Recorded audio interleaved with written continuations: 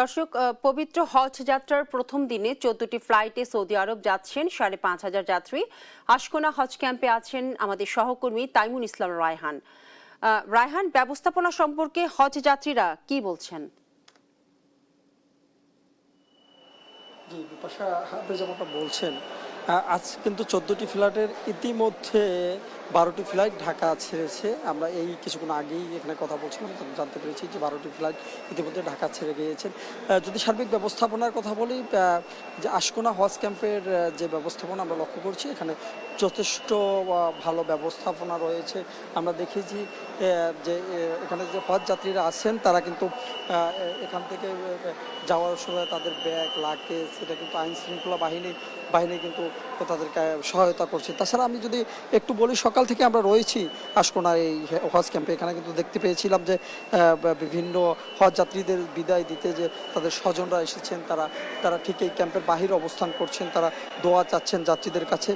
সব মিলিয়ে এখানে এক পর্যায়ে বলা চলে যেমন দিনটি আনন্দ ঘন, তাছাড়াও আবেগে কিন্তু অনেকে কান্না করছেন, সেই বিষয়টিও কিন্তু আমাদের চোখে পড়েছে।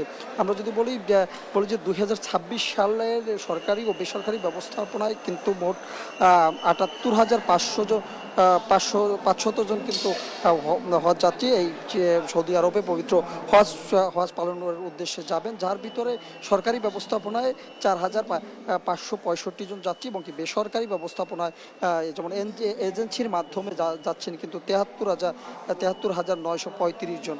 আর আজকের যে প্রথম দিনের যে 14টি ফ্লাইটে যাত্রী যাওয়ার কথা রয়েছে, 14টি ফ্লাইটে কিন্তু 5,757 জন যাত্রী কিন্তু ঢাকা ছাড়বেন, যার ভিতরে যদি বলি 12টি ফ্লাইট কিন্তু ইতিমধ্যেই ঢাকা ছেড়েছেন।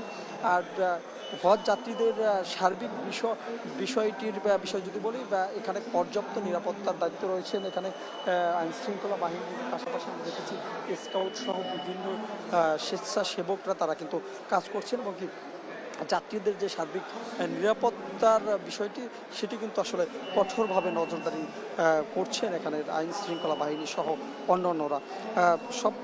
সব মিলিয়ে এই যে আশকোনা হজ ক্যাম্পের সারা দিন যে কর্মযোগ্য, সেই কর্মযোগ্য ছিল সেই কর্মযোগ্য কিন্তু চোখে পড়ার মতো ছিল।